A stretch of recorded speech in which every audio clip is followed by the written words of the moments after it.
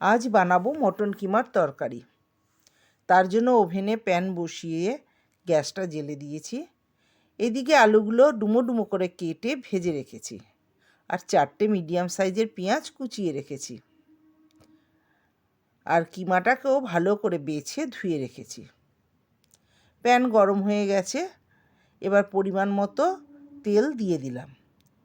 আমি এখানে সাদা তেলই দিয়েছি, তোমরা চাইলে সর্ষের তেলও দিতে পারো।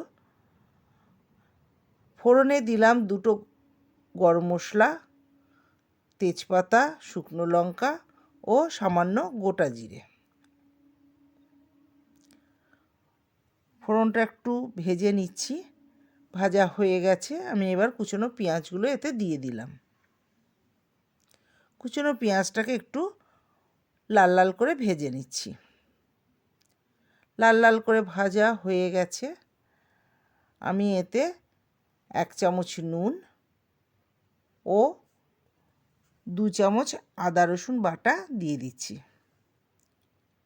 তোমরা এর সাথে টমেটো অবশ্যই দেবে, আমার কাছে ছিল না তাই আমি দিলাম না।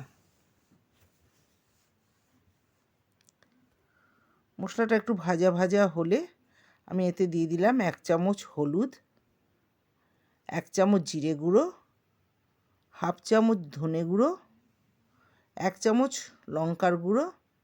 এবার মশলাটাকে খুব ভালো করে কষে নিয়েছি, মশলা থেকে তেল ছাড়ছে। আমি এবার কিমাগুলোকে এতে দিয়ে দিলাম। কিমা দিয়েও এটা খুব ভালো করে কষতে হবে, কারণ কিমাগুলো সেদ্ধ হওয়ার ব্যাপার আছে। খুব ভালো করে মশলার সাথে মিশিয়ে নিচ্ছি।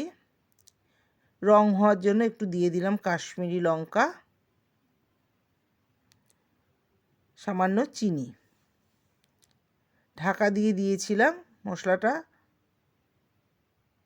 থেকে তেল ছাড়ছে, আমার কষানোটা প্রায় হয়েই গেছে।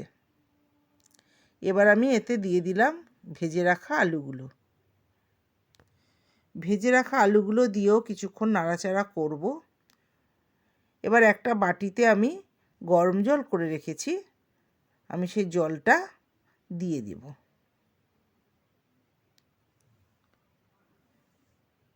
জলটা দিয়েও কিছুক্ষণ নাড়াচাড়া করে আমি ঢাকা দিয়ে আঁচটা কমিয়ে দেব।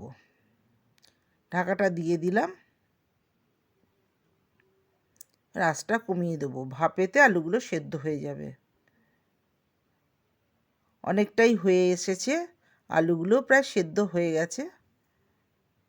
এবার আমি এতে দিয়ে দেবো সানরাইজ শাহি গরম মশলা 1 চামচের মতো। আমার রান্নাটা প্রায় হয়েই গেছে, তোমরা দেখো ঝোলটাও টেনে নিয়েছে। তোমাদের কেমন লাগলো কমেন্টস করে অবশ্যই জানিও।